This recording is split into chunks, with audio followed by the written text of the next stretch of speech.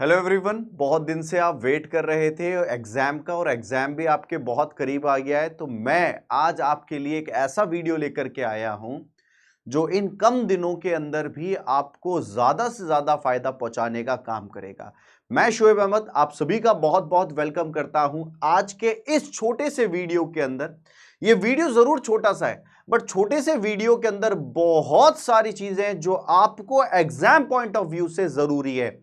जी हां, मैंने भी आरआरबी का एग्जाम क्लियर किया, सर्व किया, और मैं ये भी आपको बताना चाहूंगा कैसे आप इस एग्जाम को क्लियर कर सकते हैं। मेरे प्यारो, आज के इस वीडियो में मैं थोड़ा सा स्ट्रेटेजी पे बात करूंगा, एंड सिर्फ स्ट्रेटेजी पे बात नहीं, हम आज के वीडियो में यह भी बात करेंगे कि कौन सा इंपॉर्टेंट टॉपिक अब मुझे आज से लेकर के एग्जाम तक के दौर में मुझे याद कर लेना है, क्योंकि अब पॉसिबल नहीं है पूरा का पूरा सिलेबस रिवाइज करना, पॉसिबल नहीं है। अब स्मार्ट वे में हमें काम करना पड़ेगा और याद करना पड़ेगा कि सटीक रणनीति क्या रहेगी, कैसे हमें ये एग्जाम को क्लियर करना है। तो मेरे प्यारो, आप सभी के लिए मैं आप सभी को बता दूं, आपका पेपर जो आप देने वाले हैं वो है आरआरबी। थोड़ा सा इस पेपर के बारे में समझिएगा, क्या नजरिया होता है इस पेपर का लेने का, किस प्रकार से डील करना है। देखिए बेटा, आरआरबी का जो एग्जाम होने वाला है वो एग्जाम की डेट आपको बताई गई कि आपका 10 से लेकर के 12 मार्च के बीच में ये पेपर होने वाला है। ठीक है, 10 से 12 मार्च में। अब यहां कुछ कुछ पॉइंट्स पे आपको काम करना है, कुछ कुछ पॉइंट्स को ध्यान में रखना है, वो थोड़ा समझिएगा। पहला तो मैं इस पेपर का पैटर्न थोड़ा सा आपको समझा दूं, क्योंकि पैटर्न आपको पहले तो याद होगा बट अब आप भूल चुके हो, पता नहीं। बेटा, ये आरआरबी का पेपर जो होता है रेलवे रिक्रूटमेंट बोर्ड के द्वारा होता है। तो आरआरबी का मतलब क्या बन गया? Railway recruitment board. Railway recruitment board. अब ये रेलवे रिक्रूटमेंट बोर्ड अलग अलग जगह पे है, जहां से आपने भरा है वहां का अपना एक रेलवे रिक्रूटमेंट बोर्ड होता है। तो अब ये रेलवे रिक्रूटमेंट बोर्ड क्या कर रहा है, इसने एक वैकेंसी निकाली, और वो वैकेंसी जो निकाली वो किसके बारे में निकाली? नर्सिंग सुपरिटेंडेंट की पोस्ट निकाली है। ठीक है, नर्सिंग सुपरिटेंडेंट की पोस्ट निकाली है रेलवे रिक्रूटमेंट बोर्ड के अधीन। अब बच्चों यहां थोड़ा सा आप समझिएगा, जो ये पेपर होगा ना, ये पेपर के अंदर आपको देखने को मिलेंगे 100 क्वेश्चंस। तो कितने क्वेश्चन आने वाले हैं आपके पेपर में? 100 क्वेश्चन आने वाले हैं आपके पेपर में। यहां दिमाग लगाइएगा, हर क्वेश्चन जो है वो 1 नंबर का होगा, तो 100 मार्क्स के हिसाब से 100 एमसीक्यू आपको देखने को मिलेंगे। अब ये जो 100 एमसीक्यू होंगे बेटा, 100 एमसीक्यू को करने के लिए आपको 90 मिनट का समय दिया जाएगा। थोड़ा सा यहां पे पैटर्न को थोड़ा थोड़ा समझते चलिएगा, है क्या मामला। 100 एमसीक्यू 90 मिनट, मतलब कि मुझे 1 मिनट से कुछ समय कम मिलेगा पेपर को डील करने के लिए। तो लगभग यहां पर मैं ये देख सकता हूं कि मुझे जो है वो कितना 1.5 घंटा जो है वो मिल रहा है, 1.5 आवर्स मिल रहे हैं पेपर को डील करने के लिए। अब यहां दूसरी बात याद रखें कि आपका जो नर्सिंग सुपरिटेंडेंट का पेपर होगा या रेलवे कोई भी पेपर लेता है तो उसको 2 भाग में इस प्रकार से लेता है कि 100 मार्क्स का जो पेपर होगा उस 100 मार्क्स के पेपर को इस प्रकार से बांटेगा कि 70 मार्क्स का अलग एक पेपर है जो आपका फील्ड से रिलेटेड होता है। आप नर्सिंग फील्ड से हैं तो नर्सिंग के सवाल आएंगे 70 मार्क्स। वहीं पर 30 मार्क्स जो हैं वो आपका नॉन नर्सिंग का आता है पोर्शन। नॉन नर्सिंग का पोर्शन आता है। तो लगभग अब आपके पास 70 + 30। दूसरी बात, अब यहां पैटर्न समझ लिया आपने, तो दूसरी बात ये याद रखिएगा, एग्जाम को अगर आपको क्वालिफाई करना है, एग्जाम को क्वालिफाई करना है तो क्या करना पड़ेगा? 100 नंबर में से, 100 एमसीक्यू में से कम, मैं आपको ये बात कह रहा हूं, कम से कम 70 से 75 एमसीक्यू आपके करेक्ट जाने चाहिए। करेक्ट का मतलब मैं ये बता रहा हूं, 70 से 75 एमसीक्यू करके आना है। अब करके आना है, यहां पर सुनिएगा, 100 एमसीक्यू में से 70 से 75 तो करके आना है, जिसमें आपको ऐसा लग रहा हो यार मुझे, मैंने दिया है, मेरा सही होगा, मेरा सही है 70 से। अगर आप सोच रहे हैं 50 एमसीक्यू में, आप सोच रहे हैं कि मेरा हो जाएगा, नहीं होगा। 70 से 75 एमसीक्यू को तो दिमाग में बिठा लीजिए, करके आना है। क्यों क्यों बोल रहा हूं? क्योंकि एक एवरेज, मैं एक एवरेज लेके बता रहा हूं, हर व्यक्ति का, एवरी स्टूडेंट का, आप ये मान लीजिए 15 एमसीक्यू तो गलत होते ही होते हैं। एवरी स्टूडेंट के 15 एमसीक्यू, लगभग 15 एमसीक्यू जो है वो रॉन्ग जाते हैं। अब आपकी पढ़ाई स्ट्रांग है तो ये नेगेटिव मार्किंग आपको बचा लेगी, आपके 15 गलत नहीं जाएंगे। मानिए मैं अगर 15 को लेकर के चलता हूं, तो मैंने अगर 70 या 75 करके गया, 15 मेरे गलत गए, तो मैं यहां पर लगभग 60 पे आ गया, 60 एमसीक्यू पे आ गया। अब 60 एमसीक्यू पे आया तो इसकी नेगेटिव भी तो मैं काटूंगा, तो मुझे यहां पर ये दिमाग में बिठा लीजिए 75 एमसीक्यू तो आपको करके ही आने हैं। एक कट ऑफ की बात करें तो ज्यादा मैं टाइम नहीं लूंगा इस वीडियो के अंदर, क्योंकि आप पढ़ भी रहे हैं। कट ऑफ की बात करूं तो आपको हर एग्जाम के अंदर या आरआरबी के एग्जाम के अंदर आपको कम से कम 60% से अबव लाने हैं। क्योंकि अब यहां समझिएगा, आरआरबी में 60% क्यों बोल रहा हूं, पिछले टाइम पे कट ऑफ जो है 74 भी गई थी, 70 भी गई थी, किसी जगह पे 60 भी गई थी। 60% से अबव आने चाहिए मार्क्स। जहां जिस एग्जाम के अंदर पोस्ट कम होती है, पोस्ट है यहां पर आरआरबी में पोस्ट जो है वो कम है ना, पोस्ट जो है मिनिमम है, एंड मैक्सिमम कैंडिडेट्स है। मैक्सिमम कैंडिडेट्स कौन भाई? आपके वो स्टूडेंट जिन्होंने जीएनएम करी वो भी फाइट कर रहे हैं, जिन्होंने 80-20 वाले भी जो है 80-20 में उलझे हुए थे, तो मेल फीमेल सब बराबर है, जिनकी उम्र 40 से प्लस थी वो भी है। यहां पर मैक्सिमम कैंडिडेट है, मिनिमम पोस्ट है, इससे अबव का चांसेस बना करके आइएगा। 60% से अबव तो मेरे करेक्ट होने चाहिए किसी भी कंडीशन में। इतनी बात समझ में आ गई।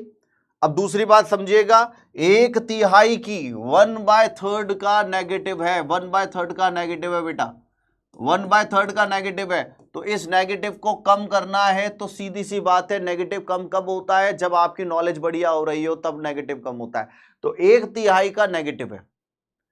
यहां मेरी तरफ से मैं आपको एक सजेशन दूंगा, क्वेश्चन जैसे ही आए, क्वेश्चन को, है ना, ये क्वेश्चन जब आता है, क्वेश्चन को रीड कीजिएगा। Question should be read twice भाई, क्वेश्चन को रीड कीजिएगा ट्वाइस, 2 बार क्वेश्चन को रीड कीजिएगा। पहली बात सुनिएगा, 2 बार क्वेश्चन को रीड करना है without checking the answers, twice without checking the answer, without checking the answer, checking the answer, answer देखे बिना 2 बार क्वेश्चन को रीड करना है। पहला कॉन्सेप्ट ये। दूसरी बात यहां समझिएगा, दूसरा पैटर्न, यहां पर मैं पॉइंट, इंपॉर्टेंट पॉइंट ये बात बताना चाहता हूं, 3 शिफ्ट में पेपर होगा। हो सकता है पहली शिफ्ट के अंदर स्टार्टिंग के क्वेश्चन बहुत टफ दे दे, तो बीच वाले जो होंगे कमजोर देगा। हो सकता है पहले कमजोर क्वेश्चन दे दे तो बीच में टफ आएगा। यहां पर दोनों कंडीशंस में याद रखना है, जब आसान क्वेश्चन आ जाए तो ओवर कॉन्फिडेंट मत हो जाना, जब टफ क्वेश्चन स्टार्टिंग में आ जाए तो अपने आप को डिप्रेस्ड मत कर लेना। ये दूसरा है आरआरबी का खेल। तो यहां पर याद रखिएगा, इन shift wise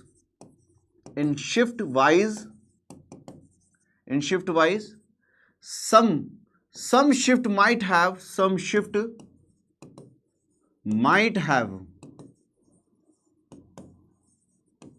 difficult MCQ in starting। अगर काफी बार में, काफी शिफ्ट में स्टार्टिंग में एमसीक्यू जो है डिफिकल्ट आएंगे, तो यहां पर मैं आपको लिख रहा हूं, डोंट बी डिप्रेस्ड नहीं होना है। स्टार्टिंग में अगर आपको टफ दे रहा है तो भाई यहां पर वो लास्ट में आपको सिंपल दे देगा, तो डोंट बी डिप्रेस। पहला तो यहां पर ही है। दूसरा याद रखिएगा, दूसरा ये होता है इन स्टार्टिंग, अगर आपको स्टार्टिंग में ही इन starting basic question are visible, basic questions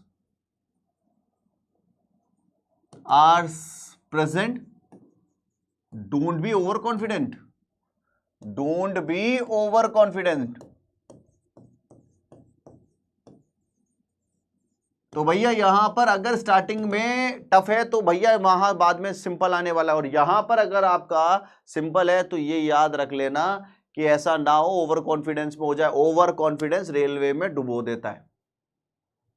अब सिनेरियो समझिएगा, क्वेश्चन को कैसे रीड करना है। आरआरबी का क्या सिनेरियो रहता है, क्वेश्चन देगा एक और उसके अंदर ऑप्शन देगा। यहां आरआरबी में और एम्स में अंतर क्या है, आरआरबी में एमसीक्यू जो देगा उसके ऑप्शन अलग देगा और ऑप्शन ट्रिकी दे देगा, क्वेश्चन सिंपल देगा। ठीक है, हमें पैटर्न क्या होगा, pattern of exam, pattern of solving MCQ. MCQ को सॉल्व करना है, वो क्या है, क्वेश्चन को रीड कीजिएगा। Question should be read twice, 2 bar question को रीड किया, कर लिया। उसके बाद remember your concept, remember your concept, अपने कॉन्सेप्ट को रिमेंबर कीजिए। मैंने पढ़ा है या नहीं पढ़ा है, नहीं तो एक इल्यूजन क्रिएट होगा कि हाँ मुझे आता है, मुझे आता है। जब नहीं पढ़ा है तो कहां से आएगा।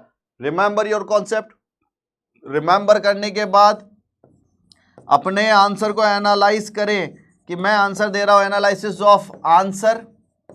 मैं मेरी तरफ से, मैंने ऑप्शन नहीं देखा अभी तक, मैंने मेरी तरफ से आंसर को एनालाइज कर लिया। यार बच्चे का वजन इतने टाइम में डबल होगा, एनालाइज कर लिया। अब नीचे ढूंढिएगा, नीचे अब क्या करना है, now look for option, now look for option. बेटा अगर आपने डायरेक्ट यहां से यहां जंप कर दिया ना, यहां से यहां जंप कर दिया, बर्बादी हो जाएगी। ये मेरा एक्सपीरियंस मैं आपको बता रहा हूं, 10 साल हो गए, इस एक्सपीरियंस को मैं आपको शेयर कर रहा हूं। यहां से यहां पे जंप मत करना पहले, क्योंकि होगा क्या, इसका मैं रीजन बताता हूं। मैंने क्वेश्चन पढ़ा, मैंने पूछा वजन बच्चे का कब डबल होता, और नीचे लिखा हुआ है 9 महीना, 12 महीना, 15 महीना, 18 महीना। तो भैया फिर अब मैं क्या करूंगा, कहां उलझूंगा, मेरा दिमाग कंफ्यूज हो जाएगा। यहां पर आपको ये करना है, ठीक है, इस फॉर्मेट में चलना है। अब मेरी बात सुनिए, अभी आपके पास अभी चल रहा है मार्च, और लगभग मार्च की 6 तारीख हो गई। 6 से लेकर के 10 मार्च तक का हमारे पास समय।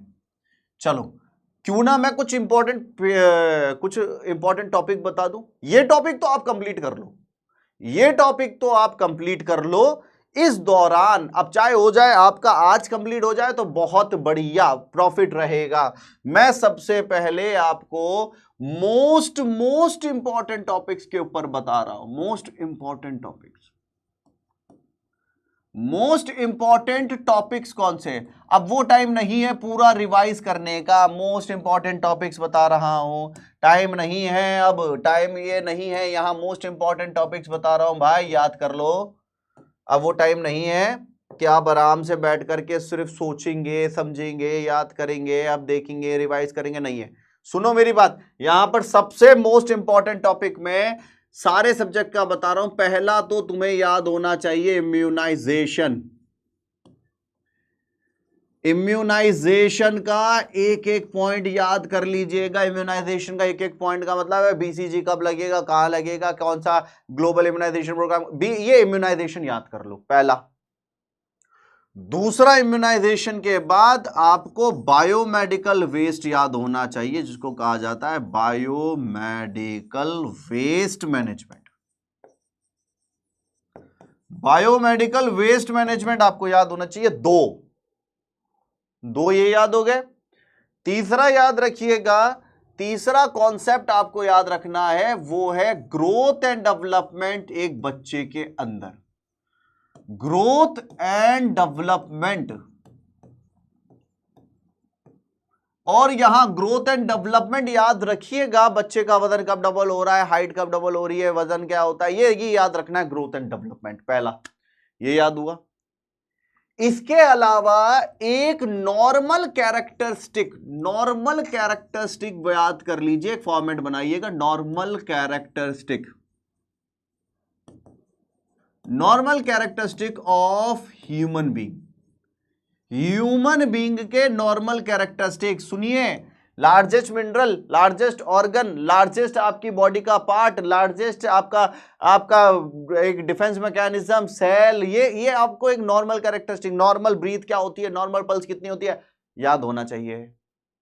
इसके बाद सुनिएगा, एक और टॉपिक आपको बताता हूं जिसको कहा जाता है लेबर जो है ये याद होना चाहिए। लेबर के अलावा छठा पॉइंट जो है, 6th पॉइंट याद रखिएगा, जिसको कहा जाता है कॉन्ट्रासेप्टिव मेथड। ये हमें याद होना चाहिए, कॉन्ट्रासेप्टिव मेथड कौन सा होता है, आईयूडी कब यूज में लिया जाता है, कॉन्डोम मेथड कब यूज में लिया जाता है, कौन सा सेफ टाइम होता है, ये हमें याद होना चाहिए। ठीक है, ये हमें याद होना चाहिए, कॉन्ट्रासेप्टिव मेथड कौन कौन से। देन 7वां याद रख लीजिए, अबॉर्शन टॉपिक को पढ़ना है। कौन सा अबॉर्शन किस प्रकार से होता है, अबॉर्शन क्लियर होना चाहिए। और साइन एंड सिम्टम याद रखिएगा, sign and symptom in OBG. भाई आपसे पूछा जाए चैडविक साइन किस में देखने को मिलता है ना, ये साइनों के बारे में याद होना चाहिए। Sign and symptom in OBG के अंदर साइन एंड सिम्टम याद होने चाहिए, बहुत बढ़िया बात है। अगले टॉपिक पे याद करो, अगर नहीं पढ़ा तो अगला टॉपिक है सीपीआर, ये पूरा याद होना चाहिए, सीपीआर फंडा का इंपॉर्टेंट। सीपीआर के बाद आपको एसिड एंड बेस याद कर लो, acid and base, balance and imbalance. दूसरी बात यहां पर आपको याद रखना है, ड्रग और फ्लूइड कैलकुलेशन, ड्रग एवं फ्लूइड कैलकुलेशन, ड्रग और फ्लूइड कैलकुलेशन हमें याद रखनी है। ड्रग और फ्लूइड कैलकुलेशन के बाद कुछ डिजीज बता रहा हूं, ये डिजीज याद करिएगा, ट्यूबरक्लोसिस, टीबी, ठीक है, एड्स हमें याद होना चाहिए, टीबी हमें याद होना चाहिए, एड्स के बारे में हमें पता होना चाहिए, टीबी क्या है, एड्स क्या होती है। हमें एक और प्रॉब्लम के बारे में पता होना चाहिए, बर्न के बारे में हमें पता होना चाहिए, बर्न के बारे में। और एमआई के बारे में याद कीजिएगा, रीनल फेलियर याद रखिएगा, रीनल फेलियर क्या होता है। रीनल फेलियर के बाद आपको डायबिटिक मलाइटस और डायबिटिक इंसिपिडस, इनके बारे में, ये बीमारियों में हमें ये पोर्शन याद होना चाहिए, ये बीमारियों का पोर्शन याद होना चाहिए। फिर उसके बाद आगे बढ़े, यहां पर 13 पॉइंट के ऊपर मैं लेके चलता हूं, मुझे साइकेट्री के साइन एंड सिम्टम्स याद हो। साइकेट्री के साइन एंड सिम्टम इंशाल्लाह आपको ये देखने को मिलेगा, कुछ ना कुछ टर्म्स के तौर पे आएगी, और टर्म्स कोई खतरनाक नहीं, बेसिक टर्म, बट उसमें कंफ्यूजन ना हो जाए। यहां पर आपको क्या करना है, साइकेट्री के साइन और सिम्टम्स को पढ़ना है। यहां पर आपको यह बीमारी पढ़नी है जिसको कहा जाता है सिजोफ्रेनिया, पढ़ के जाना है, सिजोफ्रेनिया याद कर लीजिएगा। सिजोफ्रेनिया के बाद आपको यहां पर mood disorder, mood and personality disorder plus ECT, electroconvulsive therapy, ये यहां क्लियर होनी चाहिए।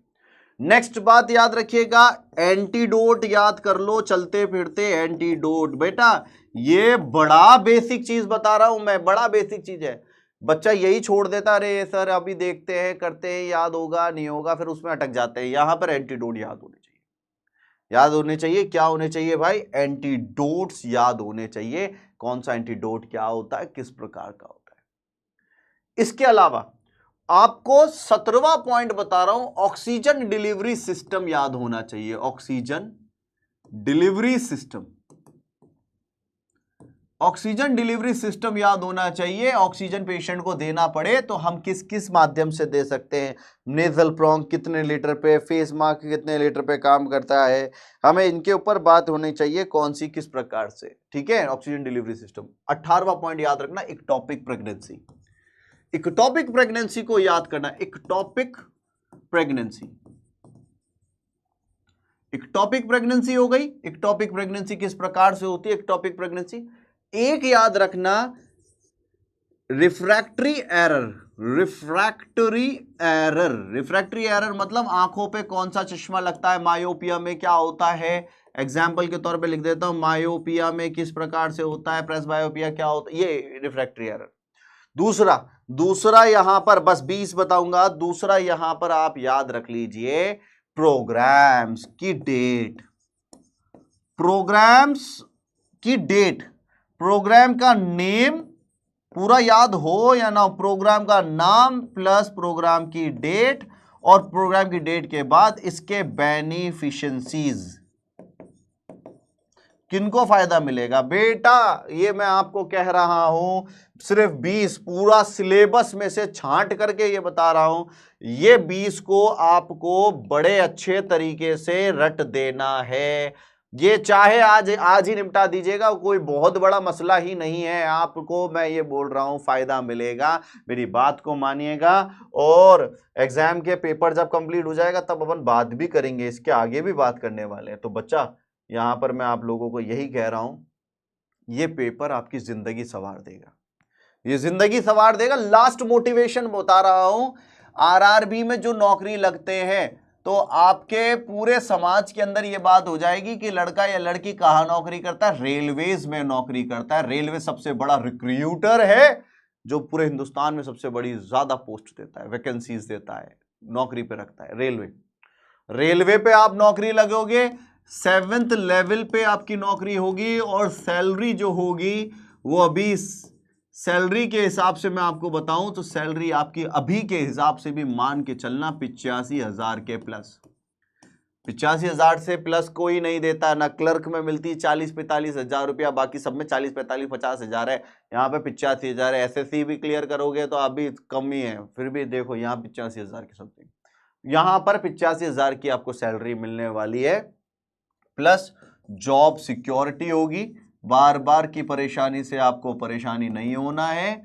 वन टाइम मेहनत है, वन टाइम का एफर्ट है, पूरी लाइफ जो है आपकी सही हो जाएगी। बहुत सारे और पर्क्स होते हैं, रहना, खाना, घूमना, टिकट्स का होना, वो सारी चीजें अब आपके जिम्मेदारी है। और सबसे बड़ी जिम्मेदारी मैं आप लोगों को ये बात बता रहा हूं, ये तो कुछ भी नहीं है, आपके मम्मी और पिताजी, मदर और फादर का जो प्राइड होगा ना कि भाई मेरा बेटा मेरी बेटी नौकरी पर है, अभी लगा है, दूसरे बोलेंगे ये उनका बेटा या बेटी है जिसकी अभी ज्वाइनिंग हुई है, अभी सिलेक्शन हुआ है, तो सिलेक्शन भीड़ जाएगी, उस भीड़ में से एक लौता दिखना है आपको। तो मेरी तरफ से, मेरे पूरे पीडब्ल्यू परिवार की तरफ से आप सभी को बहुत सारी शुभकामनाएं। घबराइएगा मत, एंजाइटी के लेवल को 0 रख लीजिएगा, एंजाइटी के लेवल को 0 रख लेना। एंजाइटी ने आज तक किसी का भला नहीं किया है, नुकसान ही करके आया है। और ये याद रखिएगा, आपकी मेहनत कभी वेस्ट नहीं जाएगी, पढ़ाई कभी वेस्ट नहीं जाती। मैं, मेरा परिवार, पूरा परिवार लगा हुआ है आपके लिए, तो आप लोग दिल से अब ही टाइम है, बैठ करके टिक करके पढ़िएगा। मैं आप लोगों से जल्दी ही मुलाकात करूंगा। धन्यवाद।